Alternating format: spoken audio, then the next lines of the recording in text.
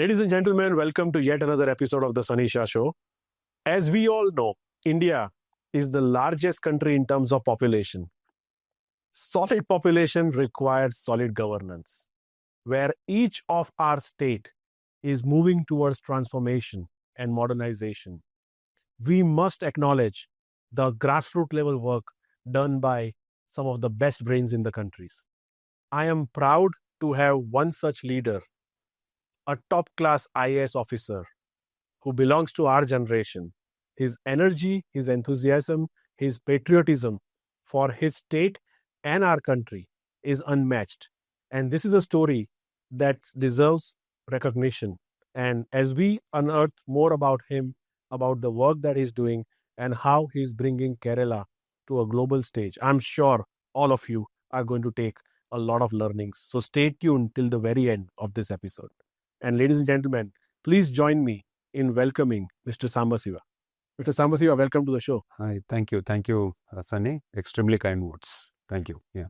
I am very thankful that out of your extremely busy schedule, you managed to spend some time with me today. And I'm sure as we speak through the part of the episode, there are a lot of learnings. There's a lot of awareness that we will be mutually be able to create for our audience. Yeah. Thank you. Thank you very much. As you know, a lot of companies from across the globe are looking at India as a destination of choice to build their capability centers. And as that happens, the story of Kerala, the story of Kerala being an obvious choice and not just an alternate choice, is something that a lot of audience wants to know more. And I think nobody better than you, so that they hear it from the horse's mouth. So as we go through the episode, I'm sure you'll be able to bring a lot of spotlight on Kerala and what you have to offer. Sure. For those clients of ours who wants to come into to our country. But let us start by knowing more about you as a person. You belong to my generation, and I can disclaim that we are a materialistic generation, that everybody wants to either be an entrepreneur, be a millionaire, set up their own businesses, or do something that gives them a lot of kick and accomplishment towards their own self-motives. While you belong to my generation, having this thought of working for the society at large, working for our nation, is a rare combination. And my first question is around those lines, that what actually instilled the thought of patriotism, that you want to be a statesman and you want to contribute to the larger good of the society and the country? To be honest, being entrepreneurial is also good, actually. Ultimately, by being an entrepreneur, you're ultimately creating employment in the society. So having an entrepreneurial mindset is extremely important. That's my firm belief. But coming back to me, of course, why I decided to be in public governance, I think that particular decision was taken quite some time back. The resolve formed up quite early in my childhood. That is because of the place where I hail from, the kind of experiences I had, the kind of exposure I had quite early in my childhood, especially the socio-economic realities of the society where I hailed from. I think these really influenced me in taking a resolution to work for positive change in the society. I think that was the reason why I wanted to be in public governance. I think that decision was taken quite some time back, I think quite early in my life. Yeah. Did you have a role model that you followed in this journey? So definitely, some personalities definitely influenced me. Many personalities, I would say, over time. Right? I try to learn good from every individual that I see. But there were some individuals who really influenced me. If I have to quote some, I'll name one or two. In my childhood, I think I have heard about one IAS officer, one Mr. 𝗧𝗵𝗵𝗵. He was an IAS officer from Tamil Nadu, worked in our state, Andhra Pradesh. So it was a great story. So he was a extremely selfless IAS officer who worked extremely hard for the welfare of the downtrodden sections I was really influenced by the story of Mr. S. Shankar. But then thereafter, over time, many people like Shri Abdul Kalam and many others, whoever worked for excellence, whoever tried for excellence in their work, really influenced me. That is something which I get inspired from. I inspired from excellence. Before we fast forward into the work that you've done, the amazing work that you continue to do for Kerala, one more follow-on question. Anybody out there who wants to be an IAS officer in the future, any young member of our audience watching you today, what would you guide them? How would you ask them, how is this whole experience been? Is it a difficult journey? Is it something that you would vouch for others to follow? In my initial days in career, I used to get, I used to face this question from students, especially as a district collector and as a sub-collector. When I used to interact a lot with youngsters, I used to get this question. I have a typical, I have a strong opinion on this. Now, IAS or whatever, these are all premier services. I believe the point where we are, the country, the journey where we are, I think these premier services are extremely important at this point of time. And the number of slots are very less in number, limited in number, say about 1,000 per year, all services put together. And IAS, it's only 180, 200, very limited number of posts. You end up occupying really, really important positions, very extremely responsible positions in public governance. So what I believe is the intent of the aspirants is extremely important. One has to be extremely passionate to strive for excellence in public governance. So that is the ultimate requirement according to me. I think the goal is extremely important. I think the mean is, according to me, is not important at all. Whether 10 lakh aspirants are there. Whether whatever be the system of selection, this 180 people are going to be there. Correct, will be there. In fact, I don't even support this coaching system or coaching institutions which are there. So many people are struggling hard for years altogether. Whether these institutions are there or not, 180 aspirants will get selected. So what is more important is whether extremely good, whether extremely passionate aspirants are getting selected or becoming IAS officers or not. That is more important according to me. Right? Yeah. Interesting. Moving on to your personal side of the way you govern and the way you lead. People who worked with you, we managed to ask people, and they said while you are managing a lot of responsibilities in your state, you are always humble and accessible. I want to know more on the values that you carry as a person that keeps you grounded at all the times. Sunny, let me be honest in this. Civil servants have to be accessible. There is no other way. If civil servants are not accessible, one, you will not understand the problems that exist, the gaps that exist. You will not even understand the expectations of the people, right?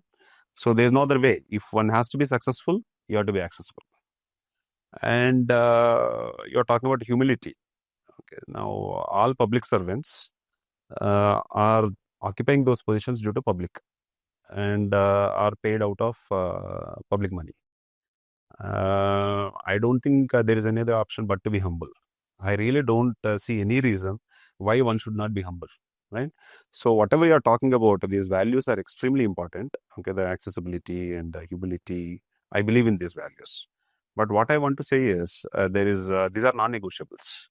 There is no need to highlight these values beyond a point. In fact, if we highlight, there are expectations, these are expected.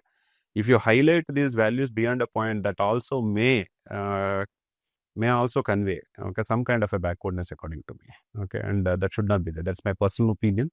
Of course, it's a kind of a strong opinion, but I somehow feel that we should drive this really forward. Talking about your work, while I'll touch base on different aspects of your journey so far, but I have a precise question around Digital Kerala. The story that started, and you are on an ambitious project.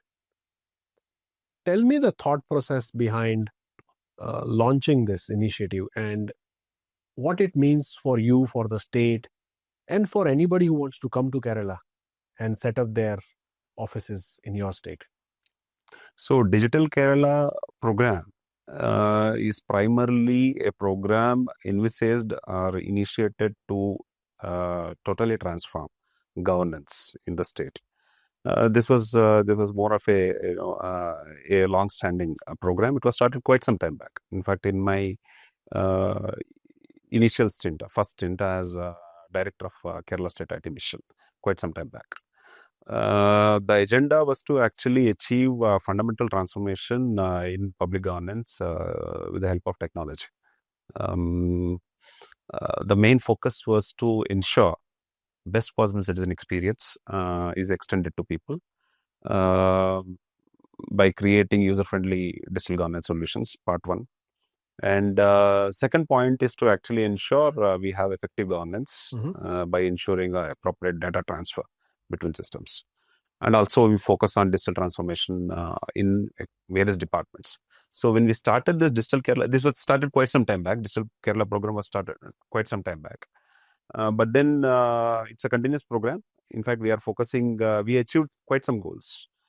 You are aware of the fact that the Kerala government was even declared as a fully governed, first fully e-governed state by making all our services online. Sometime back it was done.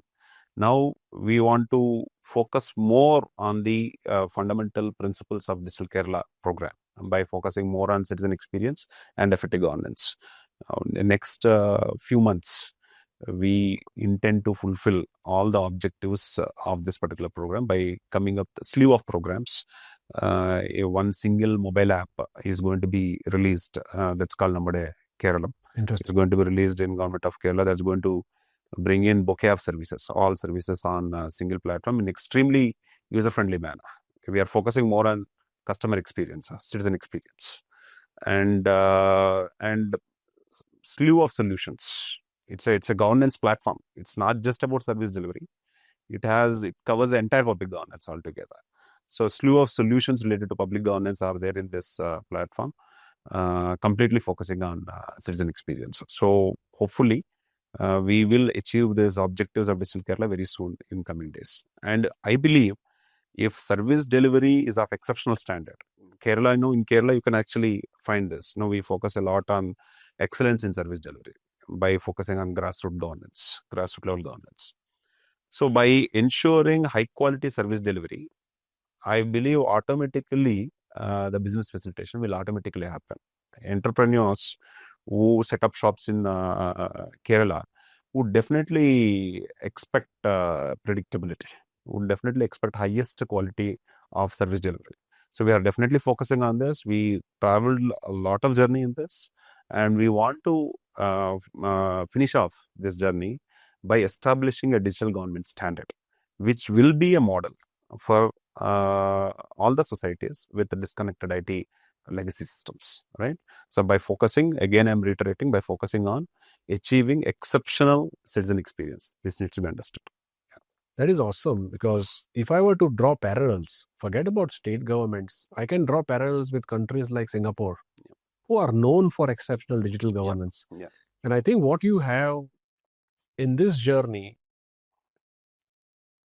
I can imagine the amount of work that would have gone behind this, because change is never easy. So getting those areas, those functions within your government from a semi-automated level to a manual level, to come up and make a statement like this, that we're going to have everything in one app, and you're talking about citizen experience. I think that's a phenomenal feat. So congratulations to you and everybody in your team who's managed to get your state so far. And I think that's going to encourage a lot of investments, because that's more transparency, there's more predictability, and it's important in today's world. Sunny, in fact, you happen to take a right example. In fact, a lot of inspiration for this program has actually come from my exposure to countries like Singapore and Estonia. In fact, I happened to visit Singapore during our training days. Right. We spent about 5 days or 1 week in Singapore. So we learned Singapore achieved tremendous development in a very short span of time. We also had exposure visits to government offices over there, many public offices over there. So what we understood is people rarely visit government offices. There's absolutely no need to visit government offices because all services are provided in extremely friendly manner to all citizens on digital platforms. Same is the case with Estonia. You might have heard about the country. They're a leader on digital governance. They're pioneers. Now, these were decade-old stories. Okay, definitely, inspired. We were quite inspired due to this. The emphasis, was totally to create best possible citizen experience. This needs to be understood. Okay, life of these citizens has to be extremely comfortable. That is the ultimate objective of public governance. That can be achieved not just by technology. Technology is extremely important. But what I believe is intent is extremely important. So intent is very important. The policies are important. The process are important. The systems are important. And then comes people and technology. So all of these have to go together. If any one thing is missing, you will not achieve that ultimate objective of best possible citizen experience. I'll quote a few initiatives within this because this is getting very interesting, and I'm sure people of Kerala would also love to know more about this. So organizations which you led, like IT Mission, you're talking about e-health, Information Kerala. I'm just quoting a few that I have understood. Can you go a little deeper into helping us understand what this truly means for a common man? Yeah. So whatever you quoted are more of the organizations which focused more on digital transformation in their respective sectors. Okay. That's what you quoted. So now Kerala State IT Mission is responsible for overall digital governance in the state, okay, to create those common systems which will facilitate digital government. Right? And you quoted about e-health and Information Kerala Mission and all that. So I got opportunity to lead these organizations, and we made use of these opportunities to achieve fundamental transformation with the help of technology in the respective sectors. The results are actually phenomenal. Okay, if I were to quote, let me quote only two of them.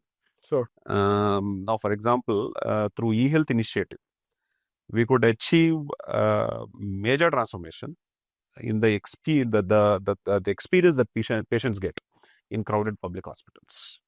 You can imagine, right, what kind of experiences usually patients have in public hospital. There's absolutely no need to blame anyone, because doctors are extremely, tired. They are, and they are deprived of time also because of the huge crowd, huge number of patients that they see every day. We were a pioneer in actually coming up this e-health program. Kerala government has been a pioneer in coming up this e-health program. So making this e-health program a success was actually a great experience. We had to actually involve doctors, the users, the doctors, and the nurses, and various kind of users in the hospitals in the process, because ultimately we are building the solution for them. And we had to actually involve patients also in the process, because ultimately we are building the solution for them. Sure. And by conducting a very detailed user experience oriented study, we could actually introduce a lot of changes in e-health solution. And so e-health solution was extremely, it became successful. Primarily, we focused on building an intelligent queue management system and an online OP ticket system. Okay, so that people need not. In fact, I had experience of seeing people coming from a district called Wayanad to Calicut and wait, overnight to get into, to get an appointment. Okay, all these problems were actually addressed with the systems, and queues were a thing of the past. And doctors also started keying in information, doing OP consultation online, which means this online consultation sheet resulted in electronic health record, one single electronic health record accessible across public hospitals in Kerala.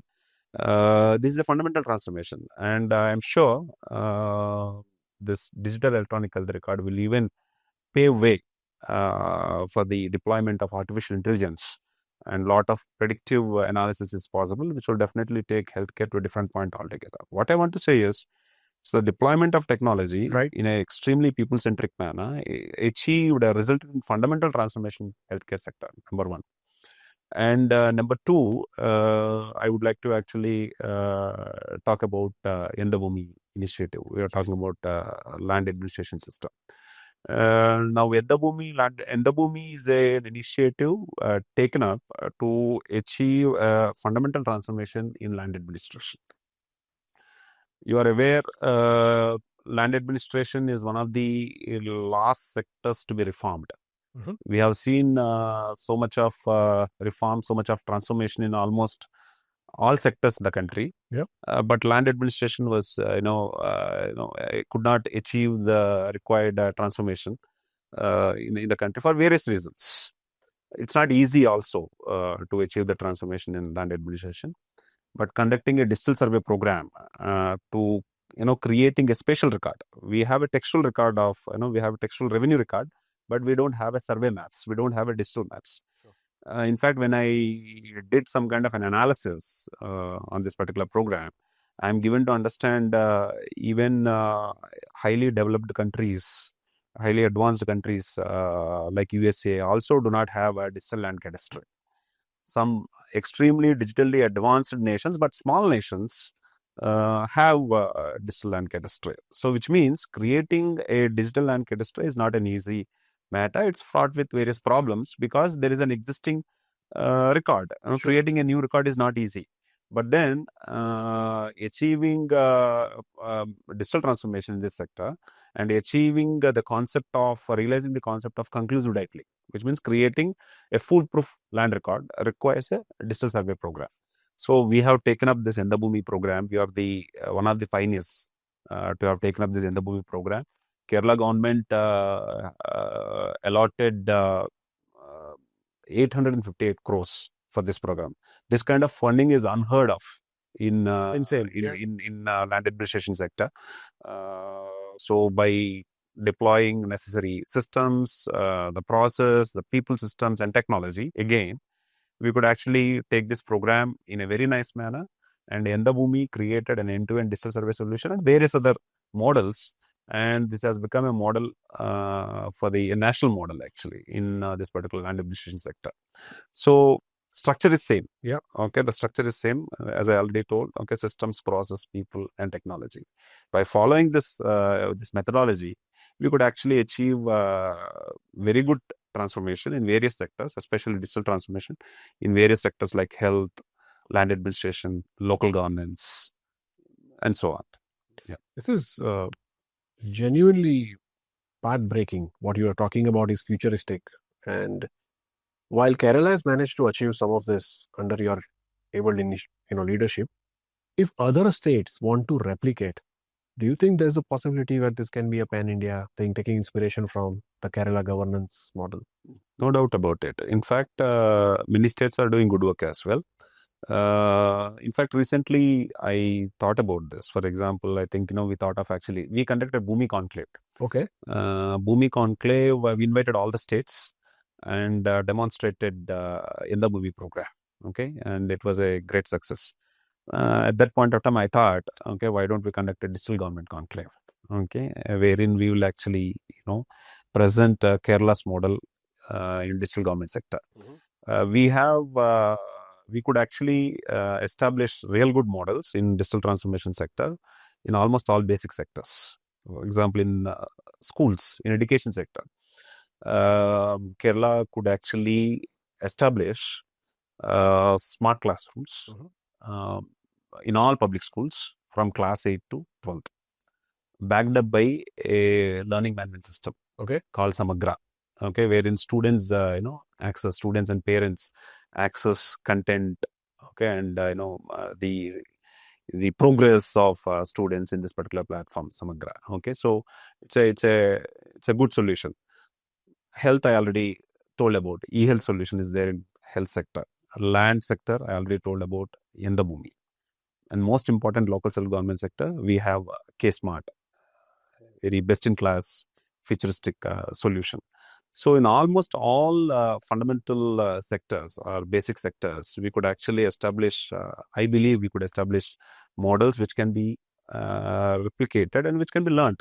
More than replication, there are a lot of learnings from these models of Kerala. But more than digital transformation sector, I believe I spent about 12 years in Kerala. Other than digital transformation, I somehow believe the fundamental transformation that Kerala achieved. So more than digital transformation, I somehow believe the social progress that Kerala achieved, which is actually which reflects in highest human development indicators. Okay. That is actually possible because of some systems which are implemented in Kerala. That's broadly called Kerala model of development, primarily focusing on democratic decentralization by having a very strong grassroots level governance. So that is something I think can be studied and can be replicated. We heard about 73rd and 74th Amendment in our country. But then maturity of local governments differ from state to state. Yeah. Okay. And my firm belief is by following the model of Kerala government in empowering local self-governments, country can actually achieve high levels of social progress and even local economic development also in grassroots, especially in rural areas, towns. Okay, that's my belief. So definitely, the local self-government system of Kerala can definitely be studied more. So, Sunny, more than digital governance, my personal opinion is I believe the Kerala model of governance definitely is a matter of study, and it has a lot of learnings for all public servants, for all public administrators, especially the people-centric development model, which was deployed over years, focusing a lot on democratic decentralization, empowering local self-governments by devolving 30% of state plan funds by providing them functionaries and devolving all constitutionally mentioned functions to all the local self-government. That's a great model. And the land reforms which are implemented quite some time back to ensure the basic economic resource is available in a fair manner to all the people, and very high levels of investment that happened in public health and public education. So this is the core development model of Kerala. I believe this is something which can be studied in great detail, and some of the learnings can definitely be taken up, okay, by everyone. That's my firm opinion. I think in a personal capacity, I've observed that you almost have a way of journaling everything. So if somebody was to follow your social media and somebody were to follow your public domain articles and information that you shared on other podiums and other forums, a lot of inspiration can come through your journey. And while we will put that information in the description of our episode, I wanted to know that if other states or other statesmen want to replicate your journey, take inspiration from you, what would be a center point location? Is there a portal that you're trying to envision that you want to bring to public domain so people can learn from your journey? Is there an easy access to you? Yeah. So, Sunny, I really don't know. Where did you see my journaling? In fact, I'm not on social media. I'm hardly on social media. I rarely write. People writing about you, people talking about some of the initiatives that you... I usually do it when I'm extremely moved. Correct. Okay, by something. Okay, that I do it. But I'm seriously considering pinning down my learnings. So I initiated that work, but I'm planning to actually bring it in the form of a portal, focusing on good governance. That is going to be, hopefully, I intend to make it live the next year. In fact, in the first month of the next year itself. Well, that's wonderful. So once the portal is live, we will be able to share it with our audience so that they can take more information and value from it. But moving on to the bigger picture, global capability centers. In addition to all the good work that you are doing for the state of Kerala, the grassroots contribution, which has been of immense value from your fine office, you have an additional responsibility, which is you are an ambassador for the state of Kerala to attract new investments in terms of companies setting up their global capability centers in Kerala. If I am a decision maker looking at this show today, can you pinpoint and simplify why should I consider Kerala as an obvious choice and a destination for my office in India? So, first of all, there are so many narratives built around state of Kerala. What did you hear about Kerala, Sunny? I would like to actually know from you. Kerala, to me, the first thing that comes to my mind is God's own country, Okay. Ayurveda, Okay. Education, Okay. beautiful scenery, Yeah. great culture, great food, great people, backwaters. Okay. So that's the Kerala we know. Yeah. Okay. What about investments? What about industrial sector? In terms of investments, I see a lot of budding up startups. Kerala is a destination where a lot of startups are making their way. Kerala as a destination from a talent availability standpoint is talked about highly. Kerala is a destination with infrastructure in mind. Probably the only state in the making, and you can correct me if I'm wrong, that's going to be connected via an express highway where every town, every major town of the state is getting connected. So that's something that is very fascinating. Good to know.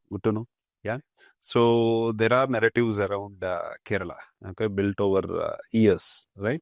So I spoke about Kerala model of development, focusing a lot on human capital. Yeah. Okay. So because of this particular model, we could actually create very high quality talent in the state of Kerala. In fact, the quality of education also is extremely good.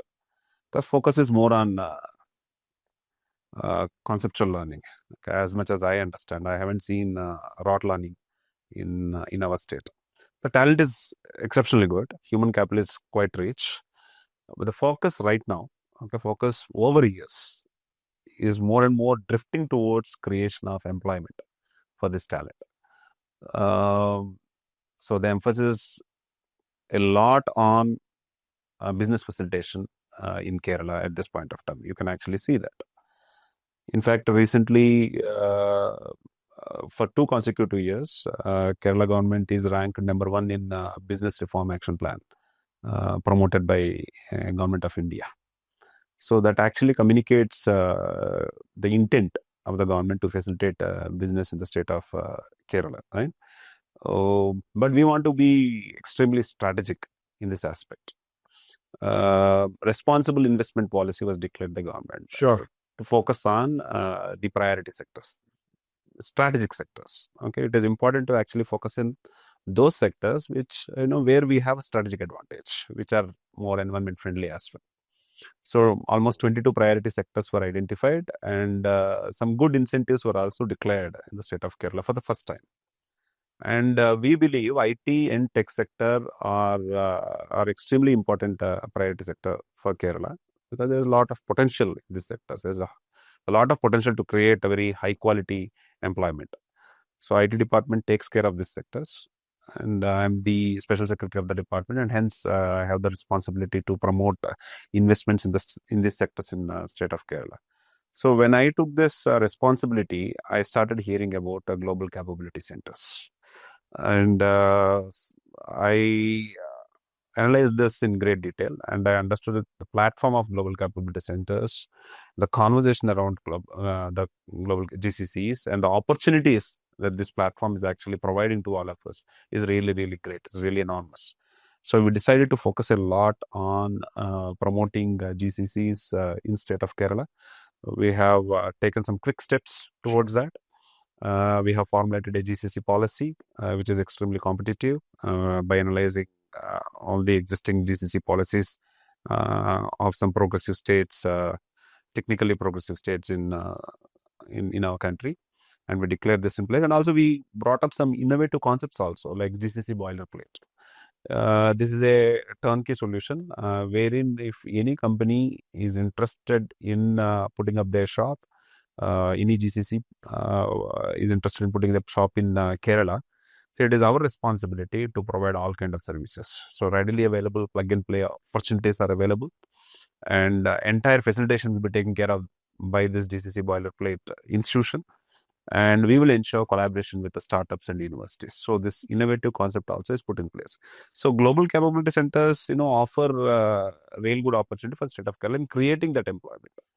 We have declared as part of our policy that we will try to attract a minimum of 120 GCCs by 2030, and if possible take it to even 200, and also create about 2 lakhs quality employment as part of by promoting global capability centers in the state of Kerala. Now, when it comes to your question, what is there for the investors in Kerala? I want to be very clear on this. Kerala has some real good strategic advantage when it comes to promoting global capability centers. I would put it very clearly. One, capability centers will definitely look for the talent. And now the diversity of talent and the depth of the talent that is available in Kerala is exceptionally high. We have done sector analysis and we have all the data. Some real good talent is available, and most importantly, at an affordable rate. And the productivity of the talent is also extremely high in Kerala. We have the data. And second point is about the infrastructure. So we are focusing a lot on creating high quality infrastructure in the state of Kerala. Now you are getting grade A infrastructure. It is for all of you to consider. So grade A technical infrastructure, technology space is available at the lowest rate in the country. Okay, compared to other tier 1 cities. Number 2. Now, what else you look forward for? Talent is there, the infrastructure is available at a very low rate, and all our tech space is extremely sustainable. The infrastructure in Kerala is without any bottlenecks. You won't see any major traffic snarls in these 2 cities, Trivandrum, Kochi, and even Calicut also for that matter. Okay, and then the startup ecosystem in Kerala is extremely robust, and we have about 7,000 startups in Kerala at this point of time, working in various sectors. Global capability centers, can actually tap the potential available with startups. So on top of this entire ecosystem, we declared incentives which are extremely competitive by analyzing the incentives available in the country.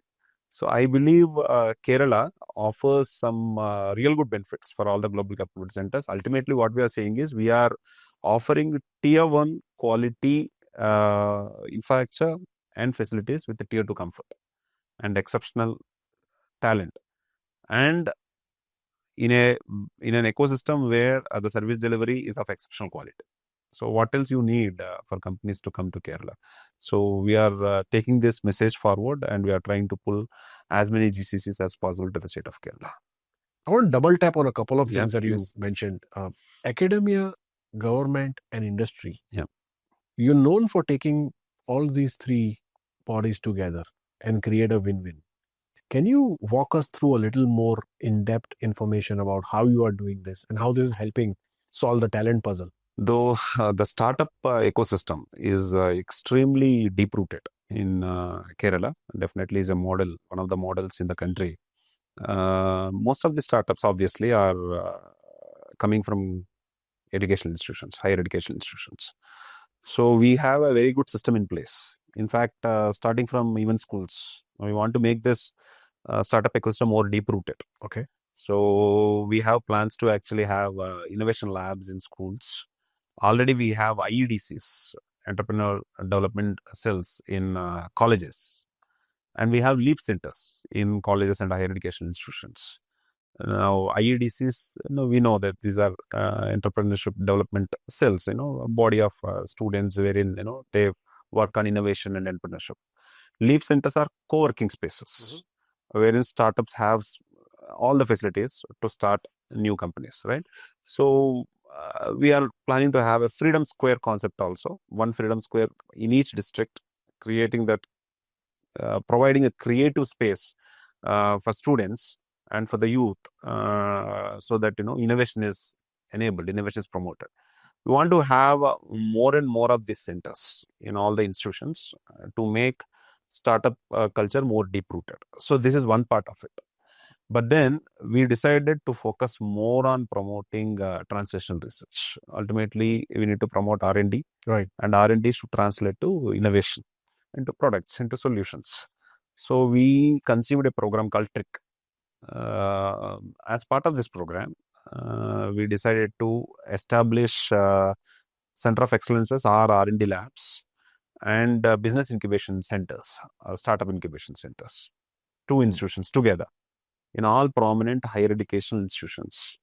With the help of industries, government and industry will collaborate with academia and set up this Center of Excellences and business incubation centers focusing on various technology sectors. So already some are functional, which was started before itself, but then as a structured program, we want to take it forward in all higher educational institutions. And I believe this will result in very good output. And we believe this will lead to higher educational institutions becoming epicenters of technology growth. Who knows, these R&D labs and COEs and business incubation centers may ultimately lead to tech parks also around higher education institutions. This is our Vision. this is our thought process. Like other countries have knowledge cities. Yes. It's a known concept, Yeah. but the scale is very important. So we want to actually take it through in all higher education institutions. Discussions are already conducted, but then we now want to present it to industry as well with the help of high power IT committee, which we have. And we would like to actually see some traction on this aspect. That's wonderful. My second question was around policies and incentives. Can you go a little deeper in terms of what are those policies and incentives that a business can avail? Because you're known to lay red carpet to businesses. I've seen this firsthand. That you're very supportive from your office as well as the state administration. But some incentives and policies, some extract from that, which can be more objectively informed to the audience, please. Sunny, I would like to reiterate the strengths of the Kerala IT ecosystem in Kerala. This needs to be definitely be considered. Okay. One, I'm reiterating actually. Now, grade A technology space is available at the lowest rate. Number one. Number two, exceptional talent is available at an affordable rate. And the retention is the best. Attrition rate is the lowest. Number two. Number three, the infrastructure is expanding. You yourself told about National Highway and the Millennium project. These major infrastructure projects are actually leading to a lot of development around them, leading to a lot of IT corridors, and projects are in pipeline. So basically, you will have more and more space available. Number three. Now, the quality of life which exists in Kerala should also be considered when you take decisions. You don't see, you don't see the pollution at all in state of Kerala. Okay, now air quality is of exceptional standards. I hold the charge of environment department also, so I have seen the air quality map. Sure. You hardly see even a yellow spot on the state of Kerala. There's not even a yellow spot, no. So which means there is no need of weekend getaways. So you literally work in a resort like environment. You can imagine the impact that it is going to have on the health of the employees. So these are the four important points. But then we don't want to actually be comfortable by talking about this itself. We have analyzed the IT policies and GCC policies of various state governments, and we try to be extremely competitive. It's for you to actually analyze. We provide a GST reimbursement, and we provided capital subsidies for high ticket investments. So all these incentives, in fact, lower tariffs for electricity. So all these incentives, which are actually available, extremely competitive incentives are available in the most of the states, are actually available in Kerala. Okay, so which means we are extremely competitive, and we are now focusing on promoting private IT sector as well. In fact, private investments in creation of IT space. And for that, we have taken a slew of decisions. We have put in a policy in place wherein we'll be facilitating very promptly all permissions required related to land. Our FAR is increased, and all the incentives which are extended to government IT parks will be extended to private IT parks also. So this is put in place. Now, ultimately, recently we have done a profit and loss account. Sure. A profit and loss analysis. And we have put it forward to all the potential GCCs. The data is actually revealing. Okay. Now, when I spoke about all those trends, and when I'm speaking about all the incentives, we have done all this analysis. If you do operations in Kerala, if a GCC does operations in Kerala, you will be actually having at least 60 to 40% better profits, or 60 to 40% lesser cost compared to other tier 1 destinations. Okay, so this data is very clear. So I somehow feel that global capability centers, the companies, the tech companies should bear all these things in mind. Kerala offers all this wonderful. Kerala is a wonderful green tech destination. Okay, it is for you to actually explore. Okay, please keep all these things in mind, and please take informed decisions. It's also a lifestyle proposition that you're putting in. Yes, no doubt about it. It's very important, extremely important. Interesting. We'll put more information and link around what you said, around your GCC policy and other perks in the description of our episode, so people can access to that. We created a GCC playbook, so I think I will share that link as well.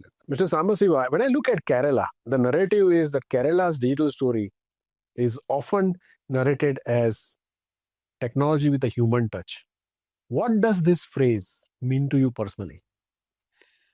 Yeah, so Sunny, technology is a great enabler, which is something I learned over years and through experiences. Definitely, it's a great enabler, no doubt about it. But technology in itself is not sufficient. So technology has to be complemented by various other things. I spoke about it. Yep. Technology adoption will be successful only when there are appropriate systems, process, people. And most importantly, I want to actually focus on people, right? So technology adoption will be successful only when the governance solutions or the technology solutions are totally people-centric. That is extremely important.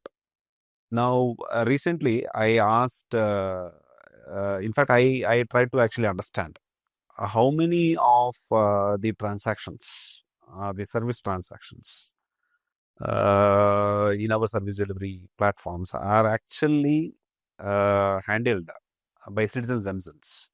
Whether they could actually avail the services by themselves, or whether they are dependent on middlemen, the service centers or whatever. This is an extremely important parameter according to me. So our service delivery will be successful only, okay, according to me, only when we spoke about Singapore story. Okay, only when citizens could actually transact with the government from their home and themselves. That's extremely important, right? That will happen only when you actually empower people and when you educate people. That's very important. And when you create solutions in an extremely user-centric manner. Here, Kerala has a great story to communicate. Through decades-long democratic decentralization, people were extremely empowered. So the participation of people in governance is at exceptional standards. So people plan for themselves. They even execute all the governance programs. The quality of execution is extremely exemplary. And through a series of mission programs like Saksharata Mission, which was started way back in 90s, and recently, the program called Digi-Kerala. Through Saksharata mission, we could achieve full literacy. Sure. And through Digi-Kerala mission, we could achieve a full digital literacy. Phenomenal. So, which means people are extremely empowered, people are made capable to participate in governance and also to participate in economy and also to consume governance solutions themselves, right? Having said that, okay, people are ready, but your solutions have to be ready, right? So you need to actually design your solutions in such a manner that people consume the services themselves. Now, our entire focus is on this. We are declaring a concept called CX Index, Citizen Experience Index for all government services, wherein we'll analyze all these service delivery platforms and rate them and understand where they stand when it comes to citizen experience, right? So the agenda is very clear. We had a long history of empowerment of the people. Now it is up to us to totally transform service delivery ecosystem by building all these solutions which we are talking about and ensure technology transformation, technology adoption is truly people-centric, is truly people-oriented. Hopefully, we will achieve success in this front. Very well said. And with that, I move on to the final question of this telecast. The world is watching us today. In the audience, we have entrepreneurs, we have investors, we have other government bodies, we have people from your own state. If you were to summarize Kerala's message to the world, what would that be? So, I would like to respond to this in two ways. One, as a representative of government. The other one as a personal response. As a representative of government, government now declared knowledge economy mission. As I already told, we had very rich human capital because of the model which was in place. Now the focus is on creation of knowledge economy in state of Kerala to reap the benefits of human capital. The agenda is to create more and more employment by facilitating investments. I spoke at great length about the advantages which entrepreneurs, which industrialists will have in the ecosystem that exists in Kerala. And I spoke about the facilitation and the systems which we introduced to facilitate their investments. And I spoke about the policies, especially in tech sector, a kind of investments which we are offering to investors. So on behalf of government, we are extremely, I would like to communicate, the government is extremely hungry for investments. And I believe that time is ripe for extremely high quality investments to come to Kerala. So all the entrepreneurs, industrialists should consider Kerala extremely seriously. And there is a more personal response from me. So as I already communicated in this particular podcast, so I see a lot of advantages in Kerala model of development. I somehow feel that there is a need to make this model more robust, more well-rounded, and by focusing a lot more on investment facilitation, by focusing a lot more on employment creation, especially creation of high quality employment. And that is the need of the day. So if we actually make this Kerala model of development more comprehensive, more robust, I somehow feel that will be a very great story to communicate to the country and to the world. Right. And I request all the industrialists or the entrepreneurs, especially in tech sector, to contribute towards the story. Yeah. Very interesting. I think, Mr. Sambasiva, you spoke with utmost clarity, utmost transparency, and I could see throughout our conversation that the message that you're trying to convey is something that's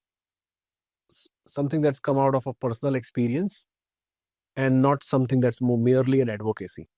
And to that respect, I would like to thank you for being so transparent. And I think this is one content that's going to go out there where everybody will appreciate that. Anybody thinking of Kerala as a model or anybody thinking of investing in Kerala, I think this content, this information that you shared will be a key decision-making factor, if not the decisive force in making them acknowledge in the right spirit.